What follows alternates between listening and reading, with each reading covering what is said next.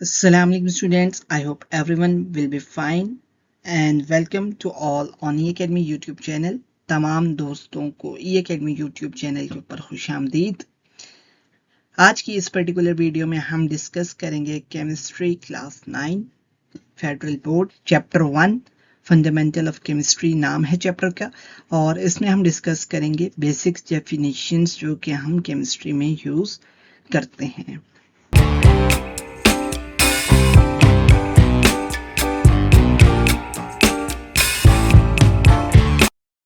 सबसे पहले है जी matter. Anything that occupies space and has mass is called matter. ठीक है, कोई भी चीज जो कि स्पेस को ऑक्यूपाई करे और उसका कुछ ना कुछ मैस हो, क्या होगा? मैटर होगा। तो जितने भी हमारे पास चीजें प्रेजेंट है इन द यूनिवर्स, और we can say that the universe itself is a matter. Substance. Any matter that has a particular set of characteristics that differ from the characteristics of another kind of matter is called a substance. ठीक है, वो matter जिसके अपने particular sets of characteristic हैं, ठीक है, वो उनको अपने अंदर प्रॉपर्टीज को मेंटेन रखता है और उसकी जो प्रॉपर्टीज हैं वो बाकी तमाम मैटर से क्या है, डिफरेंट हैं, तो वो क्या हो जाएगा? सब्सटेंस होगा। Elements. A substance that cannot be converted to other simpler substance is called an element. ऐसा substance जिसको हम मजीद simpler substances के अंदर convert ना कर सकें, वो क्या होगा? element होगा। एग्जाम्पल है जी oxygen, hydrogen, iron, copper, aluminium. अब ऑक्सीजन क्या है? ऑक्सीजन ही रहेगी, बेशक हम उसको एक मॉलिक्यूल लें, 20 लें या एक ही मॉलिक्यूल को तोड़ दें तो तब भी क्या रहेगा? ऑक्सीजन ही रहेगा। Hydrogen, iron, copper and aluminium. Now compound.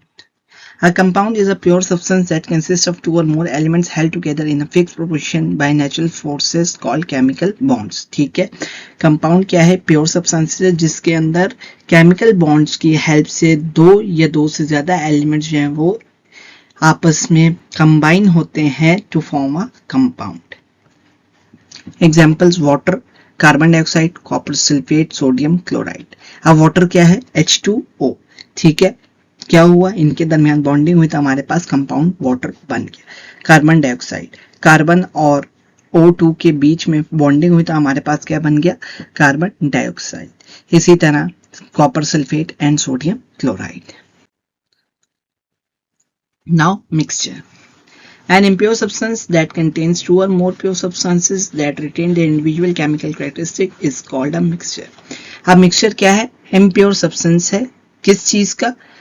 दो या दो से ज्यादा प्योर सब्सटेंसेस होते हैं जो कि आपस में कंबाइन होते हैं और हर एक अपनी जो इंडिविजुअल कैरेक्टरिस्टिक्स है उसको मेंटेन रखता है, वो अपनी केमिकल कैरेक्टरिस्टिक्स को लूज नहीं करता, तो वो क्या हो जाता है? Mixture. Example air, table salt dissolved in water, salt plus sand. अब सॉल्ट प्लस सैंड क्या है? मिक्सचर है। सॉल्ट और सैंड क्या है?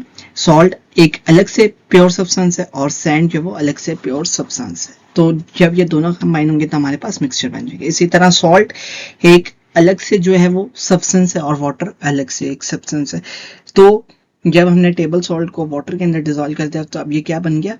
मिक्सचर बन गया। ठीक है, इसी तरह एयर जो है वो मिक्सचर है different types of gases. Now अब डिफरेंट काइंड्स ऑफ मिक्सचर हैं, मेनली टू हम डिस्कस करेंगे। एक है हेट्रोजीनियस मिक्सचर और एक है होमोजीनियस मिक्सचर। तो सबसे पहले हम देखते हैं heterogeneous mixture. A mixture that consists of two or more visibly different components is called a heterogeneous mixture. ऐसा मिक्सचर जिसके अंदर हम दो डिफरेंट कंपोनेंट्स को अपनी नेकेड आई से डिफरेंशिएट कर सकें, वो क्या होगा? हेट्रोजीनियस मिक्सचर होगा। एग्जाम्पल सॉल्ट प्लस सैंड या ऑयल फ्लोटिंग ऑन वाटर। अब ऑयल जब वाटर के ऊपर फ्लोट करे तो हम वाज़े देख सकते हैं कि नीचे जो है वो वाटर होगा और ऊपर की तरफ जो है हमारा ऑयल होगा, और हमें एक बारीक सी लेयर आएगी जो उन दोनों को आपस में डिफरेंशिएट कर रही होगी। इसी तरह सॉल्ट प्लस सैंड, अगर सॉल्ट और सैंड को हमने मिक्स कर दिया तो हम इजीली अपनी नेकेड आई से देख सकते हैं कि भाई ये चीज नमक है और ये जो है ये रेत है या सैंड है। Now homogeneous mixture. A mixture that consists of only one phase is called homogeneous mixture. ठीक है, ऐसा मिक्सचर जिसका सिर्फ और सिर्फ सिंगल फेज हो वो क्या होगा, होमोजीनियस मिक्सचर होगा।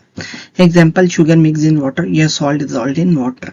ठीक है, अब जब हमने शुगर को मिक्स कर लिया वाटर के अंदर, अब हम शुगर को नहीं देख सकते, उनको डिफ्रेंशिएट नहीं करें, उन दोनों का फेस क्या हो गया, सेम हो गया। इसी तरह जब हमने नमक को पानी के अंदर डिसॉल्व किया तो क्या हो गया, दोनों का सेम फेस हो गया, तो ये क्या होगा, homogeneous mixture.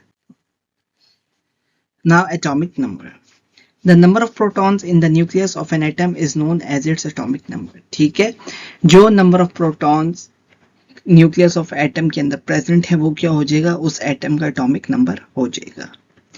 For example, there is one proton in the nucleus of H atom, what will be its atomic number. अब मैं आपको 5 सेकेंड्स दे रहा हूं, तो अब आप बताएं कि इसका एटॉमिक नंबर क्या होगा अगर हमारे पास किसी न्यूक्लियस के अंदर एक प्रोटॉन प्रेजेंट है। 5 4 3 2 1 times up.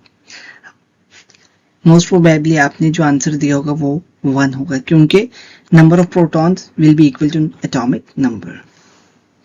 Atomic number will be 1. Now mass number. The total number of protons and neutrons in an atom is known as its mass number. जो टोटल नंबर ऑफ प्रोटॉन्स और neutrons atom के अंदर present हैं उनका सम क्या होगा, हमारा पास उस एटम का मास नंबर होगा। For example, the number of protons in nucleus is 2 and number of neutrons in the nucleus is 2। ठीक है, प्रोटॉन्स भी 2 हैं, न्यूक्लियस के अंदर जो न्यूट्रॉन्स है वो भी 2 हैं। तो अब मास नंबर क्या होगा, 5 सेकेंड्स आपके पास। 5 4 3 2 1 टाइम्स अप। मोस्ट प्रोबेबली आपने जो है इन दोनों को सम किया होगा 2 + 2 और आपके पास जो आंसर है वो 4 आया होगा। जिनका 4 नहीं आया तो वो देख लें उन्होंने कहाँ पे मिस्टेक की है। तो मास नंबर क्या होता है, number of neutrons plus number of proton. Mass number 2 + 2, mass number will B 4। ठीक है, अब मास नंबर और नंबर ऑफ प्रोटॉन्स हम नंबर ऑफ न्यूट्रॉन्स को फाइंड आउट कर सकते हैं। उसके लिए क्या इक्वेशन है, number of neutrons is equal into mass number minus number of proton.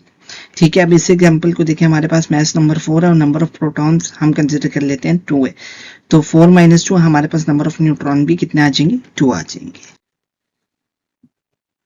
Now relative atomic mass. The relative atomic mass of an element is the weighted average of the atomic mass of the isotope of that element as found in nature compared to 1/12 the mass of carbon-12 atom.